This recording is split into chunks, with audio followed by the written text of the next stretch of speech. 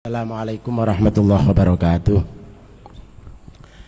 Bismillah, alhamdulillah, wasyukurillah, wassalatu wassalamu ala rasulillah wa ala alihi wa sahbihi wa mawalah, wa la hawla wa la quwata illa billah, amma ba'du. Pertama, kita bersyukur bertemu dengan saudara-saudara, teman-teman wartawan di gedung PBNU. Saya Effendi Khairi, kader Nahdlatul Ulama. Sekedar perkenalan ya.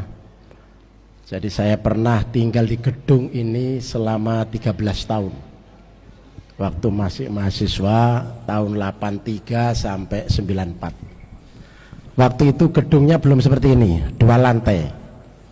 Jadi di lantai 2 itu seluruh aktivis mahasiswa, PMII, IPENU, IPPNU. Nah, itu pusat aktivitasnya di sini. Di bawah sini kantornya Gus Dur di sebelah sini.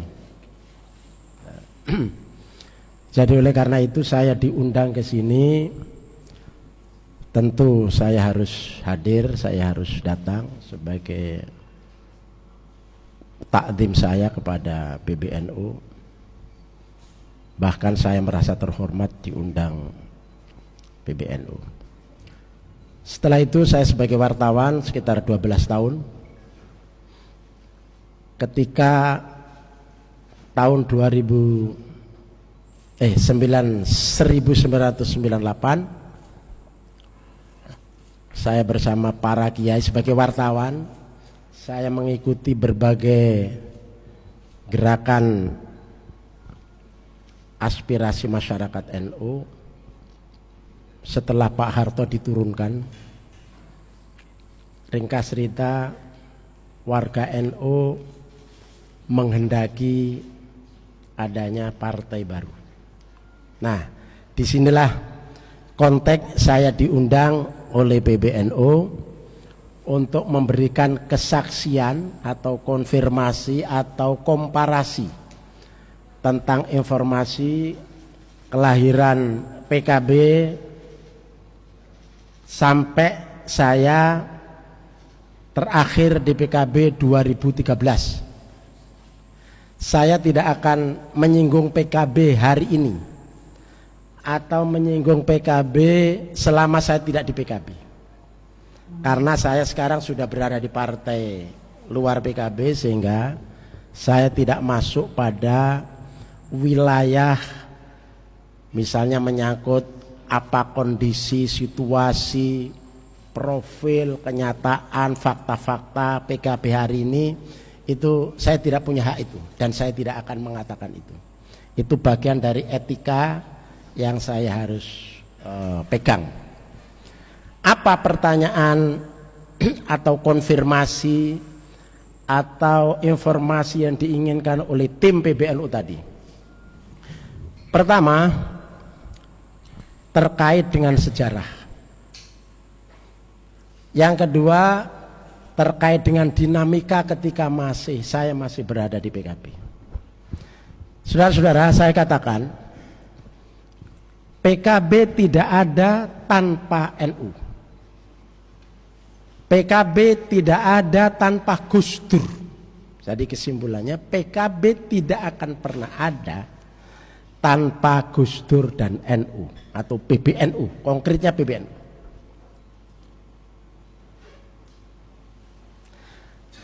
Kalau ada partai dari NU, dari kalangan NU yang tidak disupport oleh PBNU, apakah bisa ada? Apakah bisa besar? Saya yakin tidak, karena faktanya ada partai di luar PKB yang berdiri dari lingkungan NU, itu menjadi partai gurem. Dulu ada namanya PKU, dulu ada namanya PNU, Partai Nahdlatul Ummah. Akhir ada Partai Kebangkitan Nasional Ummah. Tidak di backup, tidak didirikan oleh PBNU, tapi didirikan oleh hanya orang-orang NU. Maka mereka tidak ada bisa memenuhi syarat. Nah, PKB bisa menjadi besar seperti ini, itu ada besar itu karena PBNU dan Gus Dur. Apa kita bisa menyatakan tanpa NU, tanpa Gus Dur PKB ada? Pertama, nah ini saudara bisa catat. Pertama, ketika Gus Dur jadi ketua umum PBNU, memberikan atas desakan warga NU, politisi NU, aktivis NU, NU harus memiliki partai sendiri. NU-nya tetap sebagai organisasi keagamaan, kemasyarakatan. Jadi yang kita kenal, kita sebut sebagai NU kembali ke khitoh. Jadi itu artinya tidak menjadi partai politik. Tapi NU boleh mendirikan partai politik. Nah, atas dasar perkembangan masyarakat setelah Pak Harto turun, reformasi terbuka, demokrasi terbuka, maka kemudian NU menyambut aspirasi masyarakat NU itu dengan mengeluarkan namanya surat tugas kepada sejumlah pengurus NU untuk mendesain, untuk membuat rumusan-rumusan, untuk membuat pokok-pokok pikiran, untuk membuat apa namanya partai ini ke depan yang didirikan oleh NU ini. Maka surat tugas itu diketuai oleh Kiai Ma'ruf Amin, 5 orang, kemudian dibantu oleh 9 orang tim asistensi diketuai oleh Arifin Junaidi. Disitulah kemudian membuat satu mabda' siasi. Mabda' siasi itu berisi visi misi, pokok-pokok atau prinsip-prinsip berpolitik bagi partai yang didirikan oleh NU yang kemudian namanya menjadi PKB.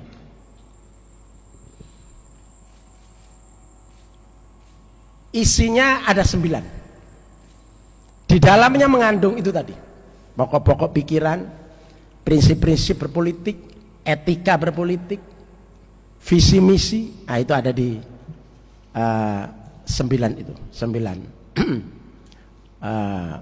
Di dalam mabda' siasi itu.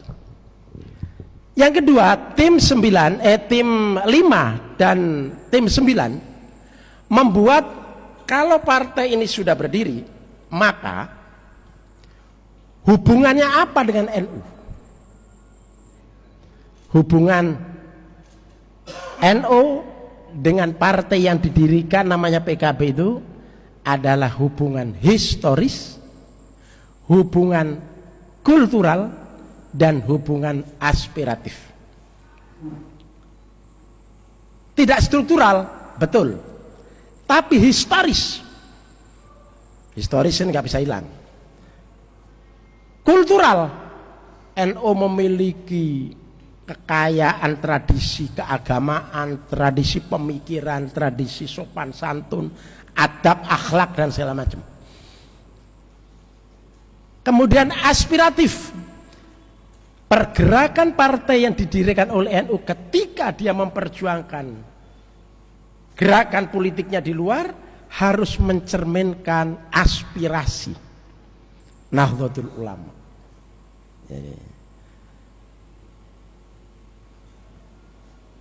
Nah, setelah itu, setelah ini dirumuskan, termasuk di dalamnya adalah ADART, maka kemudian ditunjuklah menjadi deklarator untuk mengumumkan, mendeklarasikan bahwa NU di era reformasi setelah terkungkung sekian puluh tahun di era Orde Baru, nggak bisa ngapa-ngapain gitu, era reformasi bebas untuk punya partai, maka 5 orang tokoh-tokoh Nahdlatul Ulama, ini ada bukunya,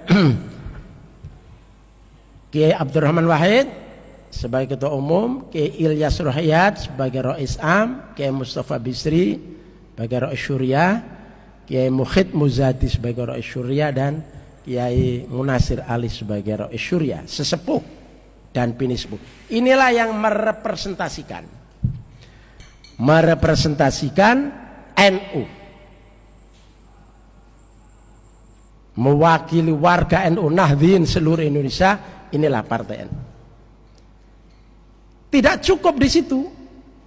Jadi ada konsepnya, ada visi misinya, ada segala macam prinsip-prinsip perjuangan sudah di situ, ada ART-nya, ada hubungan yang sudah diatur antara NU dan PKB dan dideklarasikan. Tidak cukup itu. Ini harus didaftarkan kepada Kementerian Hukum dan HAM, atau dulu istilahnya apa? Dulu istilahnya Kementerian Departemen Kehakiman. Betul ya? Departemen Kehakiman. Untuk ke arah sana tidak cukup dengan 5 orang deklarator, kemudian 5 tim dan 9 asistensi, ya, tim asistensi. Tidak cukup. Membutuhkan KTP untuk persyaratan sekitar 50 orang yang diminta KTP untuk memenuhi syarat administrasi untuk disetujuinya sebuah partai politik itu berdiri. Siapa di dalamnya? Selain nama-nama itu, Gus Dur dan seterusnya, juga ada nama Gus Yahya, ada nama, insya Allah nama Gus Yahya juga ada nama Gus Saipul, ada nama, termasuk nama saya, ada Ali Maskur, Arifin Junaidi, dan lain-lain. Jadi saudara-saudara, berarti kehadiran PKB yang ada sekarang ini tetap terkait dengan NU. Nah, NU sebagai pendiri, dengan tadi yang saya jelaskan tadi, maka kesimpulannya yang mendirikan PKB berarti NU, berarti PBNU yang merepresentasikan warga NU. Maka dengan demikian NU atau PBNU punya hak untuk mengevaluasi perjalanan PKB, punya hak untuk mengoreksi, bukan ikut campur, karena memang sejarahnya begitu. Punya hak evaluasi, ngoreksi, atau menata ulang. Disinilah perbedaan Partai Kebangkitan Bangsa dengan partai-partai lain. Jadi kalau partai lain pada umumnya sekian orang bersepakat membuat rumusan, ada KTP disetor, kemudian didaftarkan menjadi partai politik. Visi misi disusun sendiri. Sekian orang. Kalau PKB tidak. PKB itu melalui proses yang luar biasa. Saya karena waktu itu wartawan meliput tahun 98 itu, sebelum PBNU itu memfasilitasi semua aspirasi itu. Pertemuan masyarakat NU untuk supaya NU punya partai itu di mana-mana. Ada di pondok pesantrennya Gus Yahya ini, Rembang, Rodo Tolibin, Kiai Khalil, abahnya Gus Yahya itu. Ada di pertemuan di Semarang, pertemuan di Surabaya, pertemuan di Bandung, pertemuan di Jawa Barat, mana lagi itu? Berbagai pertemuan. Nah baru kemudian NU memfasilitasi semua itu, mengkonkretkan semua itu. Oke, kalau begitu aspirasinya maka kita perlu punya partai, kemudian diberi nama PKB. Nah, apakah hak evaluasi, hak koreksi, hak itu digunakan oleh PBNU? Itu silakan. Yang jelas semuanya tadi saya ceritakan kepada tim di lantai berapa tadi? Lantai 3 saya ceritakan, karena saya menjadi bagian dari proses itu. Kemudian setelah itu saya memang jadi DPR PKB yang pertama, jadi ketua fraksi. Kemudian ketika konflik dengan Muhaimin, saya menjadi ketua muktamar luar biasa bersama Gus Dur, dilawan oleh Muhaimin dan seterusnya. Nah, itu saya menjadi pelakunya di situ. Nah, oleh karena itu kalau PBNU kemudian mengundang saya, ada rasionalitasnya. Tetapi sekali lagi kepada saudara-saudara saya katakan, saya tidak masuk pada wilayah harus diapakan Muhaimin. Gitu kan? Itu saya tidak masuk itu. PBNU harus melakukan apa terhadap PKB yang sekarang? Untuk penilaian bla bla bla bla itu silakan. PBNU itu yang punya hak, bukan saya. Karena saya di partai lain. Gitu. Saya kira demikian penjelasan dari saya, dan inilah yang saya kemukakan kepada tim tadi. Terima kasih. Pertanyaan teman-teman dari CNN. Mau nggak Mbak?